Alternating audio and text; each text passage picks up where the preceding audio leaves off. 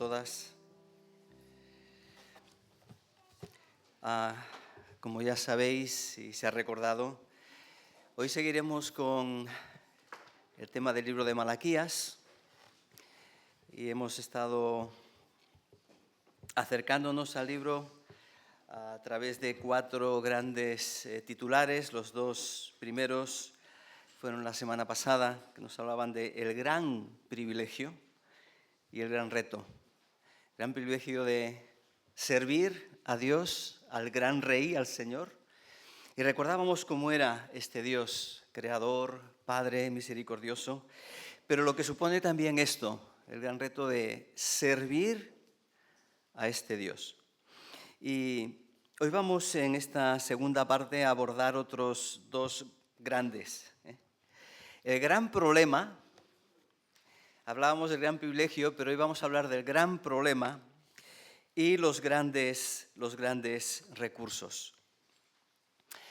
No sé si recordabais que el domingo pasado lanzaba ahí una pregunta, ¿no? ¿Quiénes son los hijos de Leví? Para eso habréis tenido que leer el libro de Malaquías, espero que sí, ¿verdad? Y tratar de dar una respuesta, ¿no? ¿Quiénes son hoy los hijos de Leví? No sé si alguien se atreve a contestar la pregunta.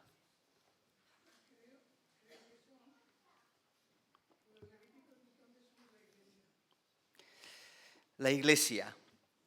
Bueno, vamos a tratar de trazar un puente, ¿verdad? Cuando leemos el libro de Malaquías, uno puede situarse muy en el pasado y preguntarse, bueno, en términos últimos, ¿este mensaje para quién es? Este mensaje no siento que sea para mí, ¿verdad? De hecho, entendemos que como pueblo de Dios, hoy y después de la cruz y de la obra de Jesús, bueno, ya no tenemos un grupo de sacerdotes en la iglesia y los demás somos espectadores. Insistimos mucho en esto, ¿verdad? La iglesia de Cristo no es una iglesia para espectadores, es una iglesia para hijos, para miembros de un cuerpo que están trabajando, ¿no? Entonces, ¿cómo podemos aplicar esto cuando en el libro de Malaquías en muchas ocasiones hay una referencia a vosotros sacerdotes, ¿no? Y quisiera trazar un breve puente para que entendamos que este libro es para nosotros, ¿verdad? Este libro es para nosotros porque en el Antiguo Testamento, cuando Dios rescata a Israel de Egipto, quizá este concepto lo hemos compartido alguna vez, pero quisiera traerlo de nuevo porque creo que es muy importante. Cuando Dios saca a Israel de Egipto y los lleva al Sinaí, le dice al pueblo de Israel que ellos les serán una nación ¿de qué? Sacerdotes y gente santa. El proyecto de Dios es un pueblo sacerdotal. Por cuestiones teológicas del Antiguo Testamento, por cuestiones prácticas, no todos podían estar en el templo, no todos podían servir en el templo. Dios dijo, mira, va a haber alguien que va a representar al pueblo. ¿Y quiénes eran? Los primogénitos. Los primogénitos son míos, dice el Señor. El primero que abre la matriz es mío, de toda clase, ¿verdad?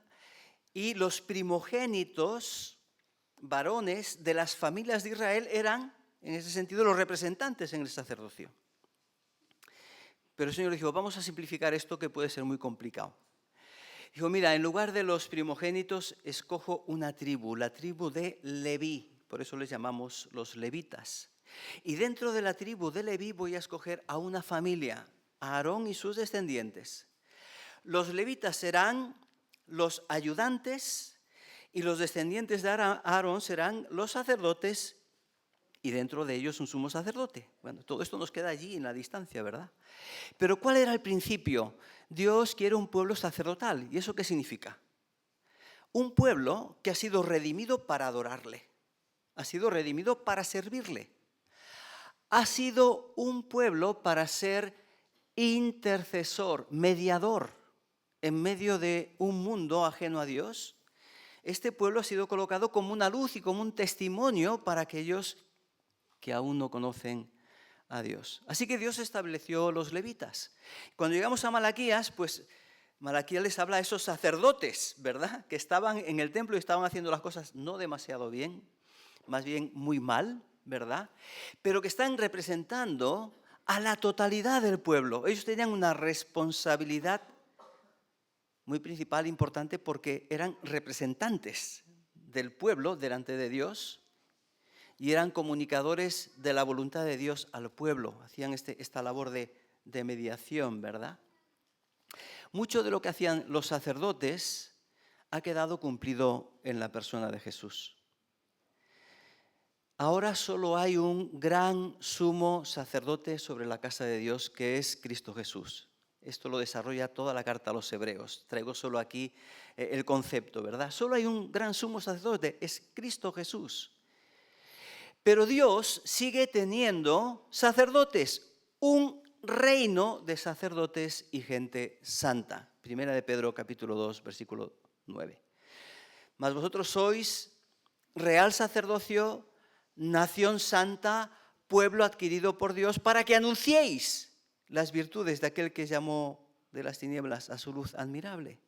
Es decir, Pedro está diciendo el proyecto que Dios tenía para Israel, ahí en Sinaí, escogidos para ser una luz en las demás naciones, ahora le corresponde a la iglesia, la casa de Dios, la familia de Dios, llevar este testimonio. Por lo tanto, aquello que se le pide a los sacerdotes nos lo está pidiendo a nosotros hoy.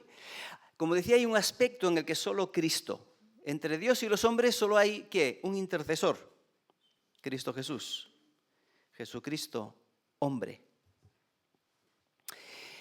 Pero la función mediadora en cuanto a comunicación del Evangelio sigue siendo responsabilidad de todos y cada uno de nosotros. ¿Qué dice el apóstol Pablo? ¿Hemos sido reconciliados con Dios? ¿Y qué le decimos a la gente? ¿Cuál es nuestro mensaje? Reconciliaos con Dios. ¿Quién intercede por los perdidos? La comunidad sacerdotal de Dios en el mundo. ¿Quién tiene que llevar el Evangelio? La comunidad sacerdotal de Dios en el mundo hoy. ¿Quién adora a Dios en espíritu y en verdad? La comunidad sacerdotal de Dios en el mundo. Pasa que nunca usamos ni nos saludamos, hola, sacerdote Josué, ¿verdad? Porque alguno pensaría que estamos hablando del libro de Zacarías, pero porque se entendería muy mal, ¿no? Porque hoy se entiende otro concepto de sacerdote, ¿verdad? Algo litúrgico, alguien que se dedica a eso. Somos una comunidad sacerdotal. También es cierto que el libro de Malaquías, a mi modo de ver, hace un llamado especial para todos los que asumen una responsabilidad de liderazgo y de representación en la iglesia. Más responsabilidad, mayor privilegio, pero mayor demanda. Y ese aspecto tampoco debemos olvidarlo. Así que, Malaquías, ¿para quién es? Para nosotros. Llamados a adorar a Dios, llamados a servir a Dios. Ahora ahí en las notas tenéis un cuadrito con 3 puntos, eso va a ser algo muy breve, porque quisiera hablar del gran problema y los grandes recursos de Dios, pero esta primera parte, esta introducción me parecía muy importante, porque podemos pensar que esto tiene que ver con aquellos que sirven a Dios. Bueno, los que sirven a Dios somos todos y cada uno de nosotros, ¿eh? Esto que quede claro. Y luego, entender el mensaje de Malaquías, porque vamos a hablar de problemas, de un gran problema, ¿verdad? Y recursos de Dios. Y quisiera aprovechar para plantearos como 3 pasos claves en la proclamación de los profetas en el Antiguo Testamento. Y yo no sé si Jennifer sabía algo del bosquejo del mensaje, creo que no, ¿verdad? Pero nos ha planteado algo muy importante desde ese valle oscuro en el que reconocemos quiénes somos delante de Dios, ¿verdad? Y estos 3 pasos tenemos que vivirlos todos, porque a veces, en medio de los problemas, queremos saltar al último. Queremos ya el último. Pero si no pasas por el primero y el segundo, no llegarás bien al tercero. ¿Cuál es el primer paso en la proclamación profética? Cuando escuchamos la voz de los profetas en las Escrituras, que nos siguen hablando hoy, porque la palabra profética de Dios no ha dejado de hablarnos, ¿cómo empiezan prácticamente todos los mensajes proféticos? Con denuncias. En otras palabras, con confrontación. Pone un espejo delante del pueblo de Dios y le dice, tu realidad es esta. No, si somos maravillosos, somos fantásticos. Y la Biblia, la palabra profética pone el espejo y dice, mírate bien, mira cómo eres, mira cómo es tu corazón, analiza tus actitudes y sé consciente de tu conducta y comportamiento. Y te darás cuenta que en muchas ocasiones lo que hacemos, o la actitud con que lo hacemos, o lo que pensamos, está bastante lejos del plan y del propósito de Dios. Por eso la palabra profética es necesaria siempre en el pueblo de Dios y en la iglesia, porque nos ayuda a entender nuestra realidad. Ese es el primer paso fundamental. Si quieres vivir una vida plena en Dios, lo primero es, reconoce cuál es tu realidad delante de Dios. No lo que pienso yo de mí mismo, no lo que piensas tú de ti mismo, de ti misma.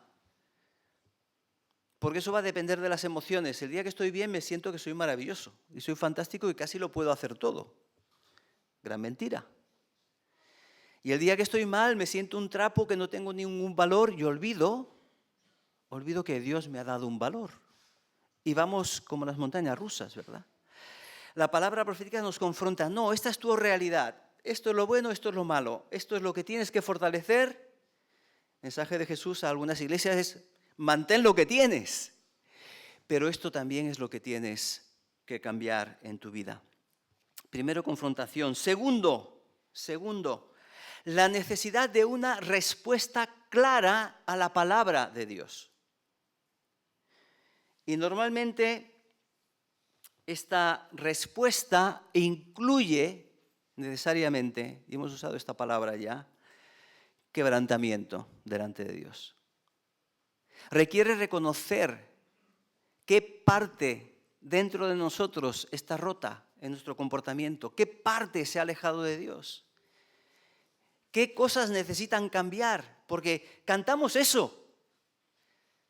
Pero luego, ¿cuántas cosas has cambiado tú esta semana? ¿Cuántas cosas te has planteado cambiar esta semana? ¿Te has planteado alguna?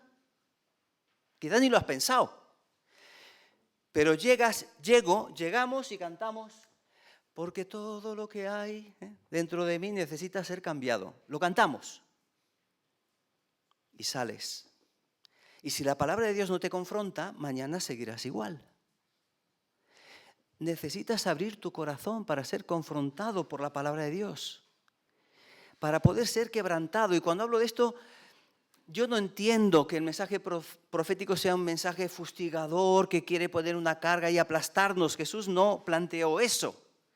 Lo que quiere es liberarnos de las cadenas, esclavitudes, del pecado que tenemos, de la mala conciencia, de conductas impropias de un creyente. El Señor quiere liberar, pero para eso yo tengo que reconocerlo. Tengo que decirle, Señor, tienes razón. Gracias por descubrir en mi vida aquello que a ti no te agrada. Quebrantamiento. Dice el Salmo 34, 18, cercano está el Señor a los quebrantados de corazón y salva a los contritos de espíritu. Estaba pensando que para la mayoría de jóvenes la palabra contritos no la han usado en su vida, así que lee otra versión. El Señor está cerca de los quebrantados de corazón, corazón roto, a veces porque ves tu pecado, a veces porque estás en una situación de necesidad, Dios está ahí a tu lado. Y salva a los de espíritu abatido. ¿Quiénes son los bienaventurados según Jesús? Los pobres de espíritu. Curioso. Es que Jesús nos está diciendo lo que ya decían los profetas. Él es el gran profeta. Quebrantamiento. Y cuando hay quebrantamiento se ponen en marcha en nuestra vida aquello de lo que vamos a hablar también hoy. Los recursos de Dios que producen restauración en nuestras vidas. Decía que el gran problema que tenemos muchas veces como creyentes es que queremos ser restaurados. Lo estoy pasando mal yo. Danos mensajes de esperanza, ¿no? Que salgamos todos contentos. Pero es que hay que ver la herida que cada uno tiene. A veces hay una herida superficial en lo que necesita es un poquito de pomada y un poquito de cariño. Pues eso es lo que necesita, ¿verdad? Pero a veces tenemos en nuestra vida heridas profundas que taparlas y cerrarlas es condenarnos a una gangrena espiritual, porque no se arreglan así. Y necesitamos confrontar, limpiar y cambiar lo que hay en nuestro corazón. Y vamos a ver que Dios nos da los recursos. Y Dios quiere y desea restaurarnos. Eso es lo que Dios desea. Para eso vino Jesús. El siervo del Señor, dice la Escritura, viene a poner venda sobre las heridas de aquellos que tienen los corazones quebrantados. Es decir, viene a vendar, viene a curar, viene a sanar. ¿Cuál es entonces nuestro gran problema? ¿Cómo Dios nos confronta en esta mañana? Y voy a mencionar algunos textos del libro de Malaquías que si lo tenéis a mano, pues los podemos ir leyendo. Pero antes de leer a Malaquías, quisiera hacer referencia a un texto muy conocido, no hace falta buscarlo porque creo que es tremendamente conocido y clarificador, que es el texto de Isaías capítulo 6. Isaías capítulo 6 nos presenta la visión de Dios que tiene Isaías, la visión que Dios le da a Isaías de su propia gloria. Isaías, un profeta de Dios, un hombre de Dios, pero que cuando ve a Dios, ¿cómo reacciona? Ay de mí. Soy un hombre pecador, labios inmundos en medio de un pueblo también inmundo. El primer gran problema es nuestra condición pecadora. Pero si hemos creído y el Señor nos ha salvado, sí, pero nuestra realidad sigue siendo la de personas débiles que tienen que enfrentar el pecado, y veremos que no con nuestras fuerzas si no estamos derrotados, pero que tenemos que aceptar esta realidad, nuestra propia realidad. Dios es un Dios 3 veces santo, y nosotros somos hombres, mujeres, pecadores. Esta es nuestra condición, esta es nuestra realidad. Pecadores a los que Dios llama a ser ¿qué? Santos. Levítico, sed santos porque yo soy santo. Primera de Pedro, recuerda este llamamiento. Sed santos porque yo soy santo. Y frente a esto pensamos, Señor, en mi condición, ¿cómo puedo cumplir yo esto? ¿Es un gran problema o no es un problema? ¿Le ganamos al pecado las veces que queremos? ¿O Él nos hace el regate y nos mete el gol cuando menos esperamos y deseamos? Otro gran problema son nuestras debilidades. Evidentemente, si estamos en esta condición pecadora, eso se refleja en algunos aspectos concretos.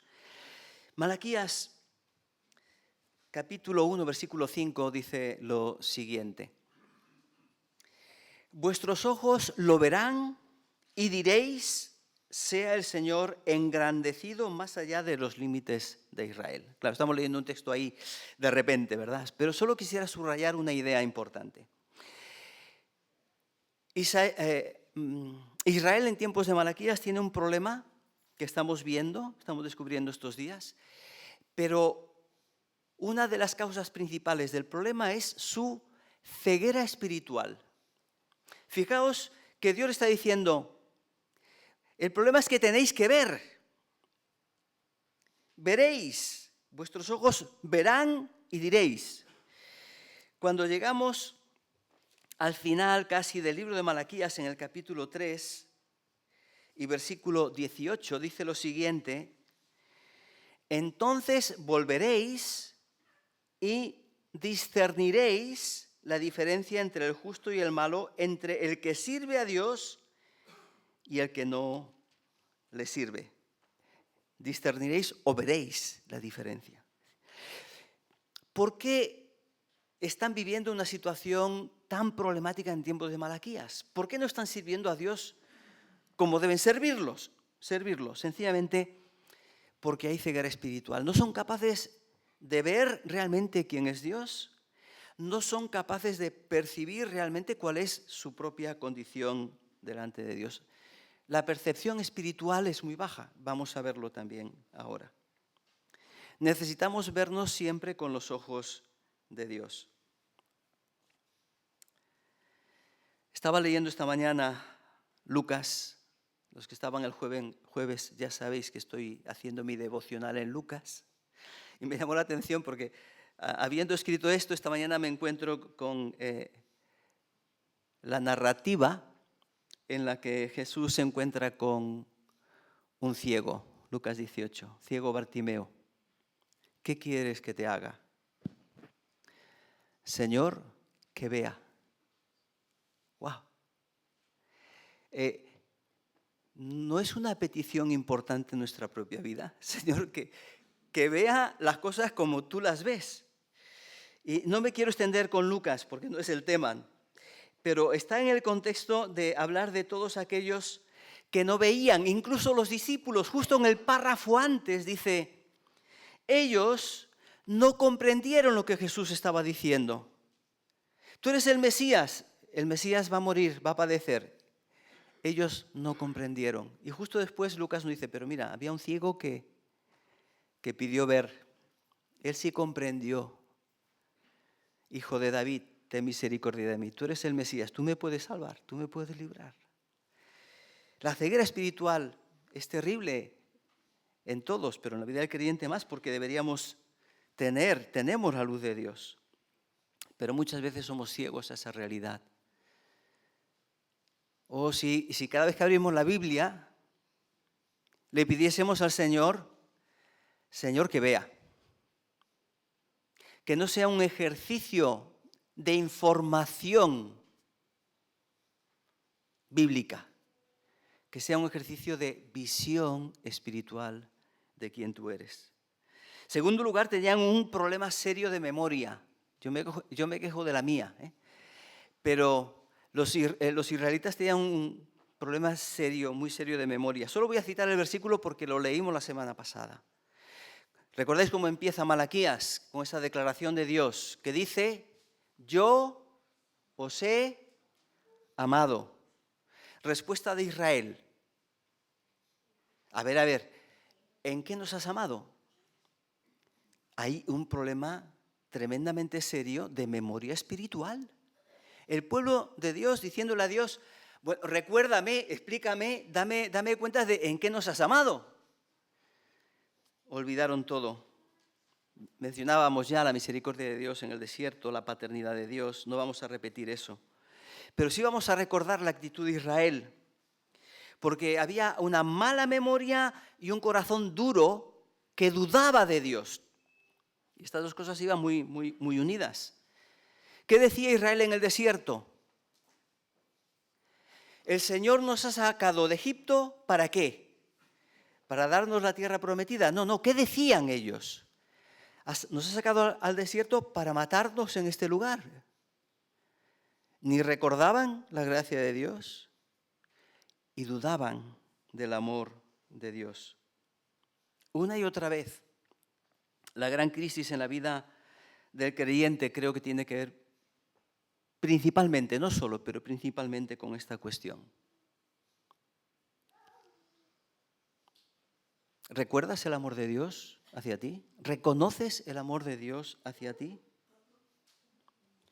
Cuando no lo recuerdas, lo que se produce también, esta otra de las debilidades, es que se produce cinismo espiritual. Capítulo 3, versículo 14.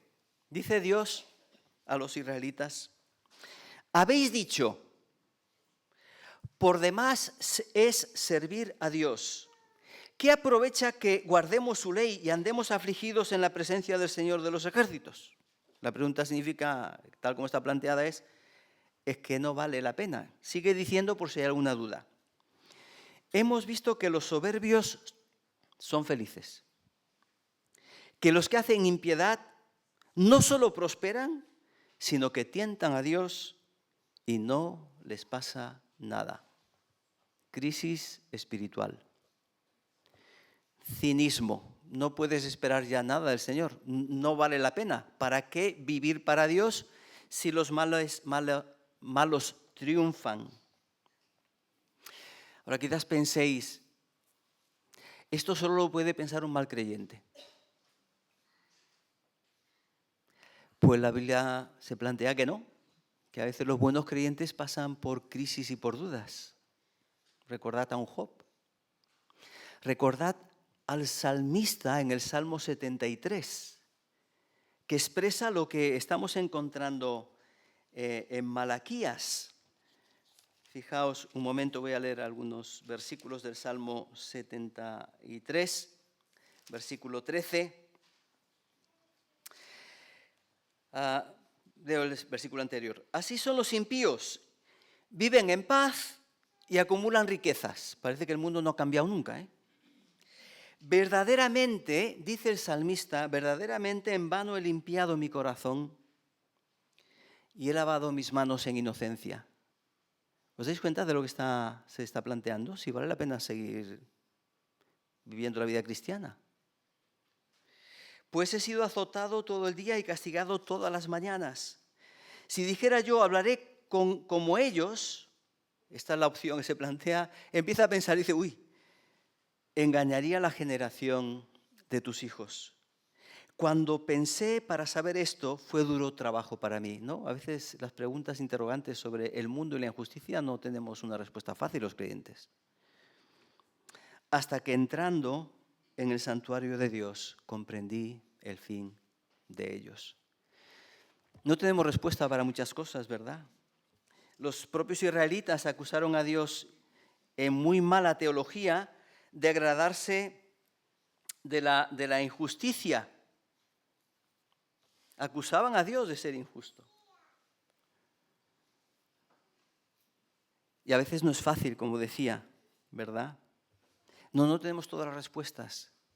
Pero es interesante que en el mensaje de los profetas, Dios a Job no le da una respuesta. Le dice, ¿has visto quién soy yo?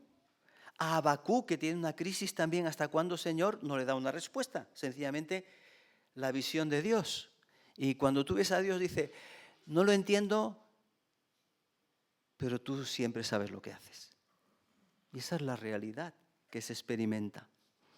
La debilidad en las acciones, no podemos entrar ya en esto, pero hay ofrendas indignas que presentan. Hay relaciones rotas, matrimonios rotos. Hay una profunda crisis porque los israelitas, buena parte de los israelitas están divorciando de sus mujeres, aquellas que se casaron en su juventud, la mujer de tu juventud, porque se casaban muy jóvenes, ¿verdad? Y ahora la abandonas y se casaban con mujeres de otros pueblos. Y no solo eso, sino que los hijos que tenían ni siquiera conocían la lengua de Israel, no conocían el idioma de Israel. No podían entender los mandamientos de Dios, no podían escuchar la ley y ponerla en práctica. Estaban volviendo otra vez a la idolatría. Una profunda crisis familiar. Y es que una cosa lleva a la otra. Una sociedad que se aleja de Dios es una sociedad que se corrompe y se desintegra, porque la fidelidad no tiene valor. ¿Para qué? ¿No? Estas preguntas, ¿para qué? ¿De qué vale? Pero cuando tú recuerdas que Dios es fiel, que Él va a cumplir sus promesas, que Él sigue a tu lado, eso cambia nuestra vida. ¿Cuáles son los recursos de Dios? Los voy a mencionar. La fuente. La fuente sin duda es Dios mismo. Tenemos recursos para vivir la vida cristiana, tenemos recursos para enfrentar el pecado, tenemos recursos para ser restaurados, porque la gracia y el amor de Dios nos dan los recursos. yo os he amado. Hay una realidad en el ministerio y en el servicio. Y es que tu servicio y tu trabajo para el Señor nunca llegará más lejos de tu comprensión del amor de Dios. Y a veces planteamos este amor de Dios como que nos ha arreglado alguna cosa, ¿verdad? O llena una necesidad de nuestra vida, pero bueno, lo demás ya lo pongo yo. Pero cuando te das cuenta de que Dios es el todo en tu vida, ¿qué le puedes negar? Si tú aceptas que los dones y capacidades que tienes vienen de Dios, si tú aceptas que los recursos materiales que tienes vienen de Dios, es muy diferente, ¿verdad? No es que le doy algo, es que es todo suyo, es todo suyo. Él es la fuente. Si quieres contemplar lo amplio que va a ser tu ministerio, tu servicio a Dios, pregúntate cuán grande es el amor de Dios en tu vida. No teórico, sino cómo lo vives tú en la práctica. Pensate en el apóstol Pablo por un momento.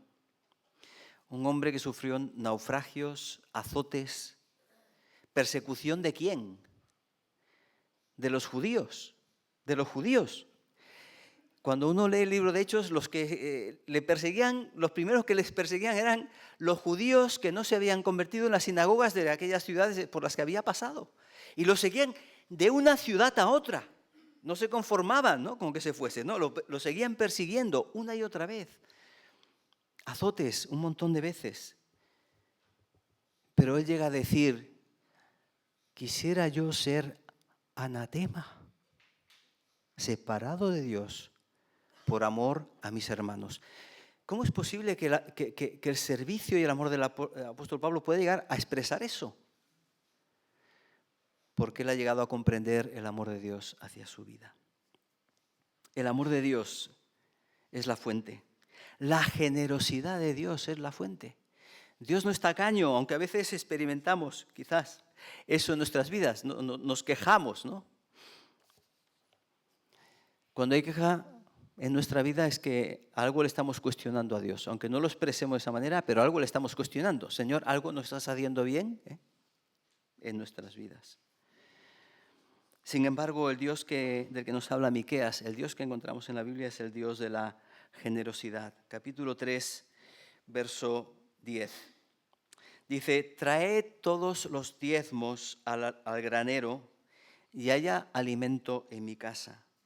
Probadme ahora en esto, dice el Señor de los ejércitos, a ver si no os abro las ventanas de los cielos y derramo sobre vosotros bendición hasta que sobreabunde.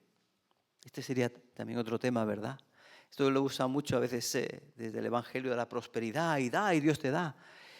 Pero lo que quiero destacar aquí es que Dios nunca es deudor de nadie. Los israelitas estaban diciendo en aquel momento, mira, nosotros te llevamos sacrificios, pero no hay cosechas, ¿no? Como si fuese un negociar. Y Dios le está diciendo, si alguien no cumple su compromiso en este pacto, sois vosotros. Si la bendición no se derrama, quien falla sois vosotros. Y no está hablando aquí de llenar nuestra cuenta corriente, ni de darnos los caprichos que queramos, sino de experimentar la presencia de Dios, el cuidado de Dios en la provisión de aquello que necesitemos. ¿Cuál es el efecto? El efecto de este recurso de Dios que viene de su amor, que viene de su generosidad, es limpieza en nuestras vidas. Capítulo 3, versículo 2. Ellos traían sacrificios, pero no eran adecuados, y Dios dice, capítulo 3, sí, bueno, leemos versículo 2 y 3. Dice así, porque ¿quién podrá soportar el tiempo de su venida? La situación está mal, ¿verdad? Que el Señor intervenga. Bueno, y el Señor dice, cuando venga, ¿quién va a poder soportar la venida, no? ¿O quién podrá estar de pie cuando Él se manifieste, porque Él es como fuego purificador y como jabón de lavandero.